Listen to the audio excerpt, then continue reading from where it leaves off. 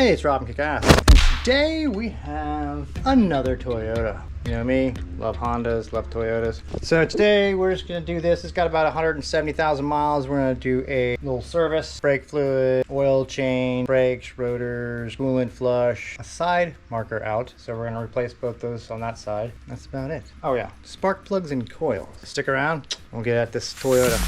All right, we are under the Camry. It's got a bit of a oil leak. You see how part of the pan's wet right there. Thinking it's the pan or it's the back cover. So we're gonna do the pan first, clean all this off, pull the pan down, drain the oil. It's not very easy with one hand. It's such a weird angle. Alright, and the floodgates here. Don't splat on me. Multitasking. Getting two fluids draining. All you service techs know what I'm talking about. Remember doing like 30,000 mile services where you'd have the oil draining, transmission fluid draining, coolant, while you're breathing, doing like 4 things at one time. Because you need to make that flat rate time. So I like working at home. I just take my time, focus, do the best possible job I can, and enjoy it. So I don't like working on cars when I'm pushed to get 42 cars down the road where you lose the joy of working on a car. DeWalt makes this thing and it's absolutely amazing. It's got one button, so you just pull the trigger.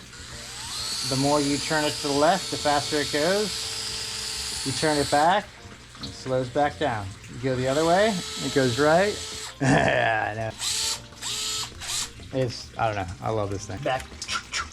Transformers, more than meets the eye. Yep, I was an 80s kid, I love Transformers. I'm gonna put this drain bolt in so it doesn't drip all over me. Focus, Ron. Fix the car. No laser tools. Sorry, God damn it. Damn it. It bounced off my knee, went right into the oil pan. Love this tool. It's like a swivel attached to something. They don't make it anymore. Snap-on like discontinued. Like someone's taking a really long pee. Making me have to pee listening to your pee. So they make special tools. I've been meaning to get one. There's one that like you bang in and then you smack it with a hammer and it just goes around the edge of the tool. But I've used this one for years. I don't even know what this was. It's always worked really well to get into tight oil pans like this. So let's see if this one's gonna be one of the ones that comes loose easy or it's going to be a little bit of a pain in the schnoodle. So I need that rubber mallet right there. Let's see. Bugatti, bring me that rubber mallet. Right there. Bring it. Good girl. Bring it. Come on. Pick it up. Pick it up. Bring it. Hand it to me. Hand it to me. Good girl. Good girl. Thank you. This is Bugatti. She's my tool dog. Alright. Let's get back to this oil pan. Mile. So we're going to go to stage 2, which is grab the pry bar. I don't think Bugatti can pick that up. That pry bar is a little heavy. But yeah, I have another pry bar. We're gonna pry on the pan and see if we can pop her loose. So we're gonna pry. Holy sleep! That almost fell into the oil. My pry bar can kind of catch a lip under there. It's probably not going to. It's too big and fat. Everybody knows how I'm not prying with the screwdriver. I'm twisting. So if I was prying, I would break it. There it goes. A little twisterama. And make sure when you take it off, you don't go pulling it off like you just won the lottery, because what happens, and there's still a good bit of oil in there. If you yank this thing off, you'll wear all of that oil in there. There's still that much oil that doesn't leave your oil pan, right? That's a good bit of oil that you'll end up on your face if you manhandle this off once it's off. Chime in on the comments if you take it off a transmission pan and you got the tidal wave of fluid that covers you. Usually only happens to you one time, then you learn your lesson. Looks pretty good for 170. Still got a nice gold color in there. No sludge, which is good. Looks like the coolant is done. So we're gonna get that coolant drain tightened back up. Don't forget that too. When you drain your coolant, stuff like that, don't forget to. How do I know that? Because somewhere in my career, I'm pretty sure I've done that, where I left it open and I started putting coolant in. I'm like, what's that noise? And you hear it on the ground. So yeah, let's tighten that guy up right now. Whenever you're doing oil pans, it's a really good thing, and I stress this because it's happened to me. I've done it. I think it was a Honda Odyssey. And if you've ever done a Honda Odyssey oil pan, it ain't easy. You gotta take a lot of shit off. I put it all back together because I was all in that flat rate speeding time. Oh, I could do this. Got it all together, ready to put oil in it because you know you drain the oil, pull the cap off, start putting oil in it, go to pull the dipstick out, and the dipstick won't freaking move. Yeah. What'll happen, you will catch that dipstick because it sits right there. Is what I did on the Honda Odyssey. The dipstick sits over here, and when I put the oil pan up on there, it grabbed the dipstick and it folded it under the pan, and I didn't see it obviously when I put it back together because I would have turned it back off. But not only did I tighten a freaking dipstick into the damn pan, I bent the dipstick, so I had to buy another dipstick. So I had to buy a dipstick that I had to take the thing back apart. So that's when you lose your ass on flat rate. And that's when I first started at Honda. That was long time ago. But yeah, that's how you learn, people. So yeah, make sure you pull your dipstick out, which I'm going to do that right now. You can actually push it up, yeah, like that. I just pushed it out so it sticks up. All right, my favorite tool to take off gasket stuff off the steel pans. One of these guys, a little wiry brush. That or a wire wheel. If you have a wire wheel like on a grinder, those work really well.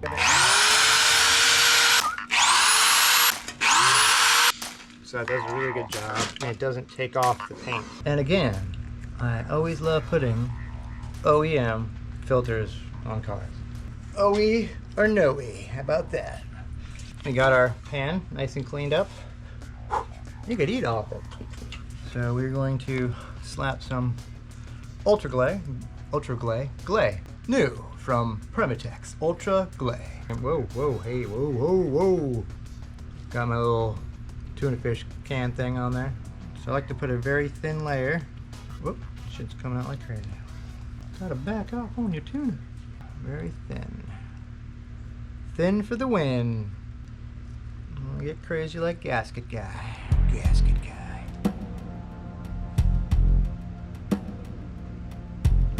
If you're just new to this channel, there is a guy out there. I call him Gasket Guy. He loves to put way too much gasket stuff on. And I'll catch him one day. Mr. Gasket Guy.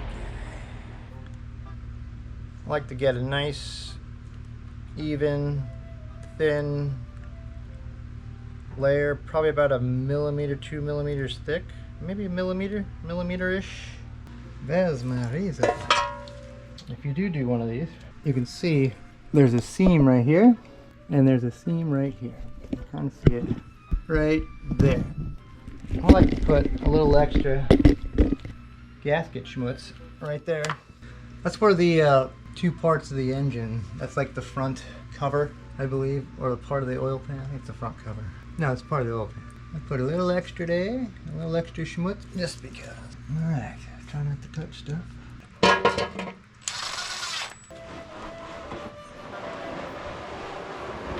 Alright. I like to get them all started before I torque anything down. Snugged up here. Oh, nothing like some ultra gray on the leg there. That's some good stuff. Also doubles as nair because I'll rip your skin off. Try not to get this gasket stuff on your leg because. Oh, shit.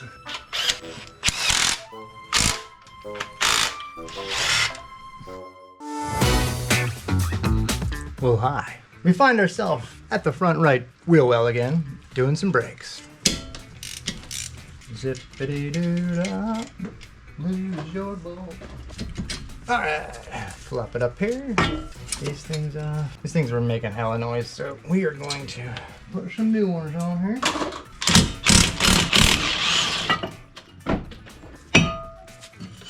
Alright. Ooh, like any part, you want to match it up with the old one. Make sure it's the right diameter. Looks like we're good. Sure about new those fellas. I like to put a blue Loctite, a little schmutzy on there like that. A little schmutz right there.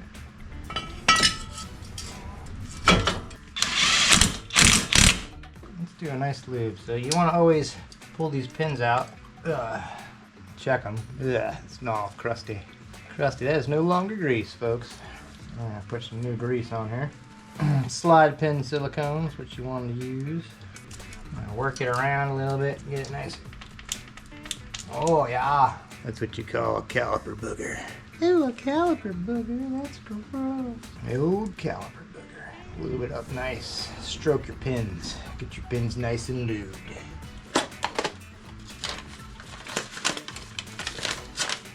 Blah bitty blah, bitty bitty blah. Gotcha.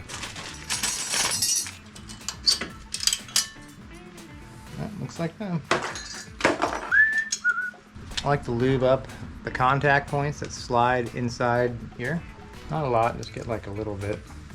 Just so when they're sliding inside that little thing right here, that's where a lot of your noise will come from. Squeak noise will come from there and right there. And the backing plates here too. But they have these shims now, and you don't really get much noise from those much anymore. So I'm just gonna lightly grease these guys up. Press the little piston back here. You can pick these tools up pretty cheap, but like auto parts store for like 10 bucks, 15 bucks. It's definitely worth getting one. You can use channel locks and push the piston back. You can use big C clamps. I've seen people do it 100 different ways. You can break the bleeder U loose and squirt fluid out of the ground. More blue Loctite on these guys. Blue Loctite's your friend. Snug as a bug in the rug. One side is finished. Moving on to the next side.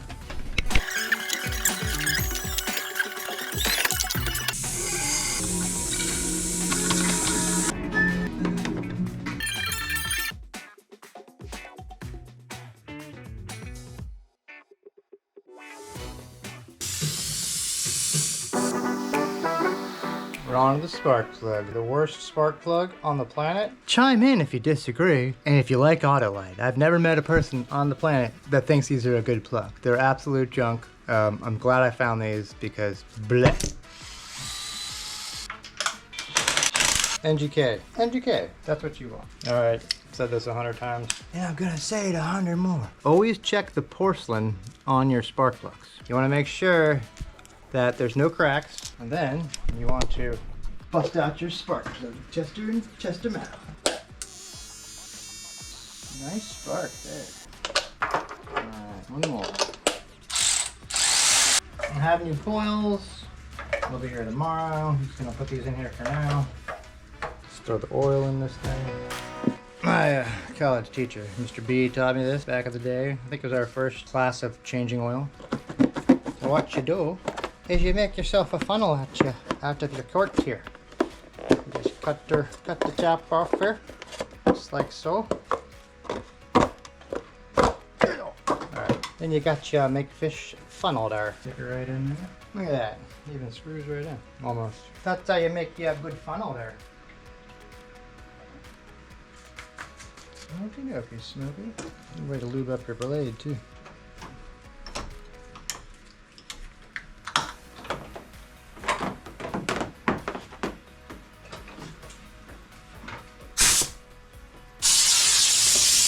So this is neat. This puts a vacuum on the cooling system, and then it draws this in when I open this valve right here.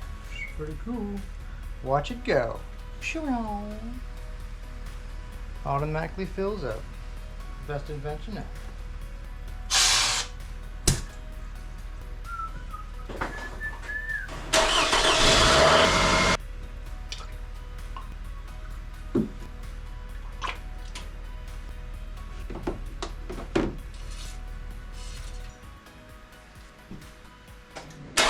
Put that cap on there straight for you, Mike. My cousin's OCD. He'll fly out here to switch the cap. It's all straight. Alright, that's good. Topped off, waiting on the coils. We gotta wash this off. I wanna clean that off. Got brake fluid. Air box is good to go. I cleaned the air mass sensor there.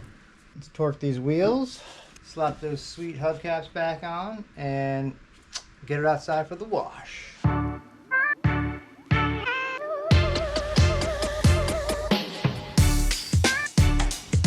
We're gonna take this for a test drive. Let's see. There. You're good. Good job. So whenever you put new brake pads on, you want to bed them in, is what they call it. Pretty much you want to do a couple good, solid stops from about 45-ish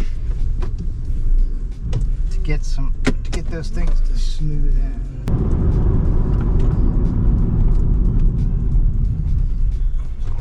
Good one there. It's a mash stop. They start stopping faster and faster. You stop. Nice. This thing drives great. 171,000 miles. Drives brand like a canoe. Drives like a canoe.